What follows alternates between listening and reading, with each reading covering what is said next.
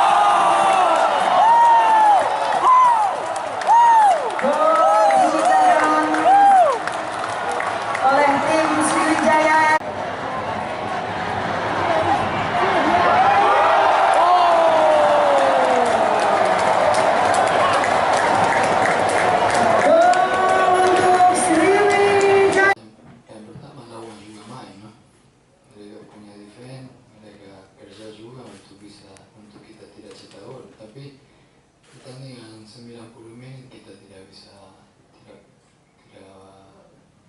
tidak boleh buru-buru, kita harus sabar untuk bisa ada momen-momen yang kita harus manfaatkan.